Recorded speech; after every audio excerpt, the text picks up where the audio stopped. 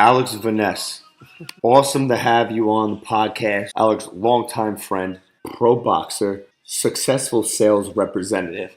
Absolute pleasure to have you on this podcast because, like I said, and like you know, I try to bring good, interesting people over onto this podcast. And you're somebody that I consider to be very interesting because, as a pro boxer, you were always a fighter. Fighting wasn't something that just became brand new to you at age 28 right now. You've been fighting since you were a young kid. And since we were in middle school, high school, and college, you were always the best fighter in the group. You're now what, 6-0 in your professional boxing career?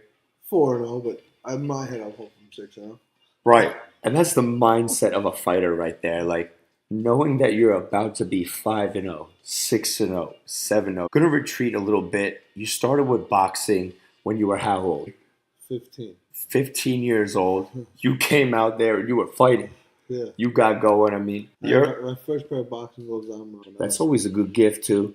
To get from the mother, like, hey, you just gave me all this boxing equipment. That's always a solid gift to get. Kid said, tag, you're in the first day of school. Jared Anderson. Right. Shout out to Jared Anderson. Right. I split a spleen open, too, later on in life. Right. But we were in first grade together. He went, tag, you're it. Slapped me in my chest. And I turned to him and I punched him right in his face. Right. I sat in the principal's office for the first day of school. No hook.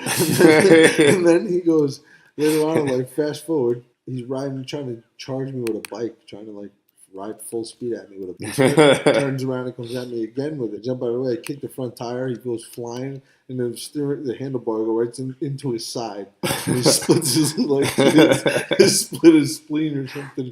And he had to go to the hospital. All of a sudden, Right. He's, like, freaking out on the floor. I was like, yo, me and Corey Schrader were like, let's get out of here. We ran away. Right. Ran into my house.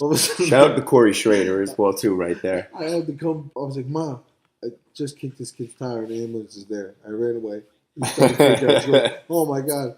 So we didn't go back up there until the cops and the ambulance were gone. It's a smart move, staying away for a little bit. When they were gone, my mom made me go apologize to the parent. When it came down to it, I was like, yo, I told him not to do it the first time. And I didn't want to try the second time. This is what you get. He was told. He was spoken to. Yeah. The word was given to him. Now, with that being said, you talk about the fighter's mindset, right? Always staying ready, always being the greats. Michael Jordan always talks about his greatness on another level. Kobe Bryant always had the killer instinct. You, Alex Vanasse, you went into a New Rochelle team's training camp and you fought the best person out of their entire football team. And in less than 15 seconds, you made that kid say, stop, no more. That's it. Like, New Rochelle's the best football program in New York, and you went in there and just fought their best football player. All of a sudden, I'm sitting in my bunk. I got a lip in. Right. I got peach long cut in. Right. You're just in there packing a dip right now, man. I'm sitting in my bunk by myself, and there's nobody else in the bunk, but I'm just sitting in my bunk. And all of a sudden, Joey Peslak comes over to me. Joey Peslak comes over to me like, he's like, come on, let's go watch fights in New Rochelle. New Rochelle's bunk. They're having boxing matches. I was like, all right, I'll go watch a fight. Why not? I'll go see if we can kick the shit out of each other. I'm in. So I hopped out of bed, walked down there, packed probably even a fatter lip, walked down there, and all of a sudden they're like, he's here. I'm like, what the fuck? I was like, what do you mean I'm here? He's like, he's here. Everybody's here. Guys, Glondor has entered. We now have Glondor in the building. That's good. I was like, are you just tricking me in a fight right now? He's like, no, you'll beat him. He stands up. He's like, he's an offensive guard, and he's like, jacked. I'm like, what the hell? I'm like, yo, when I say stop. This is bullshit. I was like, you guys set me up right now. He's like, no, you'll beat him. I'm like, all right. I was like, I got a lip in. I don't know. I don't feel like doing it. So of course, man. Like, come on. I was like, I threw the lip out. I touched gloves at the kid. I said, yo, if I say stop. And he like laughed at me and got all cocky. I was like, no, you don't understand it. I just meant if I say stop and you don't stop, I'm going to kill you. I just mean, it wasn't like, oh man, I'm scared of you. Yeah. It was like, listen, you don't know what the fuck I'm going to be capable of. And as soon as I say stop and you don't stop, I'm going to rip your fucking throat out with my hand. You understand? So he's like, okay. He's acting all cocky. He's back up. I saw him do that. Right. He got his ass tapped a little too hard right in the face. Right. He got blasted a lot harder than you got blasted today. I hear you there. I hear you there. And he turned around. I knew nothing about boxing at this point in my life. Mm-hmm. He turned around, and I punched him in the back of the head, too, because I turned him around. I beat the shit out of him until he turned around. Right. And then I punched him in the back of the head. And they're like, "Oh, you can't do that." And he came at me all mad. He tried to throw a big right hand. I stepped to the left and threw a left hand and dropped him. Now, what's your training like when you're getting ready for your fights? More military than the military. Right. I mean, I run in the morning. Mm-hmm. I run at night sometimes. I train definitely 3 hours a day. Mm-hmm. I wake up early in the morning and I go, we'll do it again. No, sometimes I don't even have sex. Mm-hmm. It's old school shit. Mm-hmm. Then you go. Now, being that I'm not going to jinx you and say you always win, but you're 4-0. All your pro fights you've won. All your amateur fights you've won. I remember recently watching some YouTube video of you fighting a heavier set kid. I think it was your second and your fourth fight. I think the fourth fight you went and fought him just to show him that the ref didn't save you the first time. Yeah. I saved you the first time. They gave me 2 days notice. Right. You had 2 days notice and you went in and you fought this kid and you beat him up really bad. Like, when I say you're 4-0, you've won all these 4 fights. What's the mindset of somebody that's winning? Process? Right now, it's just taking way too long for me. I can tell you what I should be thinking. I should be thinking, all right, next. Come on, let's go next. Right. Next. But it was like easy street. As soon as Mm-hmm. in 2015, when it was 1, 2, 3 wins, I was like, okay. I was like, here comes the cars. Let's go. Then all of a sudden, New York State Athletic Commission raised the insurance policy in New York. Nobody could afford the insurance. Mm-hmm. Everybody bailed out and didn't have a consistent winner's mindset. Mm-hmm. And it was a stressful as fuck mindset because nobody Mm-hmm. wanted to hire me to fight out of state and fight the guys. And when I said yes to a guy, just recently, I said yes to a guy who's 9-1. Mm-hmm. Nobody wants to fight me who's 5-0, 4-0. So I said yes to a guy who's 9-1. He said yes. I would beat his ass. He probably doesn't even realize because he doesn't know who he's going against. Mm-hmm. And let alone it was going to knock him out in the first and second round, so it wouldn't have mattered. Right. Right. This is bullshit. I don't understand. I dictate how long these fights go on. It's not them. That's the champion's mindset, how man. long the fights That's go what on. I'm talking about. That's what I like to hear. Like, that's breaking down the mindset, man. Being that you're always a winner. And that mindset is winning, and winning is a 22 mindset. knockouts in 24 fights. Right. Facts. Facts. 22 knockouts in 24 fights. Facts right there. You, Alex Vanasse, you're also in sales, man. And the reason I respect what you do in sales is I've done in-person sales before, too. For one sale, let me tell you something. You can make some commission. Talking about sales, right? Customer walks through those doors. You're going to talk about that customer, about what he needs to buy from you, or why you're going to win him over as a person. What's that sales process like? It's not broken, don't fix it. Mm-hmm. You know, if you do the same thing over and over and over again, you get Mm-hmm. meet and greet, shake the person's hand, Mm-hmm. see what they're there for. Test the water, test the temperature. Right. It can help you hit for pricing. If you're here for Mm-hmm. if you're here for information, or you're here for pricing. Are you here to buy, or are you here to just to shop? You do a little shopping, a little buying, and they say buying. Well, you know what the hell right away. You know what the hell they're there for. Mm-hmm. A little shopping. Okay. Then you go through your customer. You try to evaluate who they are. Evaluation. I think evaluation is huge in the process. And so far. The more time you spend with them, the more. I don't really give a fuck what the guy's name is who Right. took the 25-yard pass. Right. It doesn't do anything for me. You know what I mean? It means Drew shit to me. Brees completing a $25 pass. I hear you, man. Right. I don't really give a shit Yeah. who did it. Yeah. What's Right. the score? Who am I betting on? That's understandable. And I see where you're coming from when you talk about that there. You know, when I was out there living in... Drew Brees has a record. Shut the fuck up. What is the score? What is the numbers? Right. Excellent. Right. You know, when I was living out in Nevada, man, those sports casinos, they're big, man. People get in there and they get hyped up. And I feel like you're somebody that would really enjoy living in Nevada if you went out there on a budget. Just because the casinos, Las Vegas, Plus, Reno... on a budget. Why? Right, because you can run out of cash fast. I got a friend, Vinny, that used to take me down to the casinos all the time. And he always went with a budget, so he never left broke. And I thought that was a huge win for him. By the way, shout out to Vincent DeMaio, coming on the podcast real soon.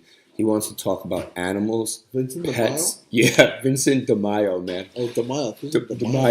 DeMaio. Coming from Orlando, Florida right now. He'll be getting on to talk about animals, sports, and religion. So really looking forward to having him on there. Moving on with this podcast. Wanted to get to income, right? A lot of young kids coming out of school right now trying to figure out, you know, where do I go with my career? What do I do right now?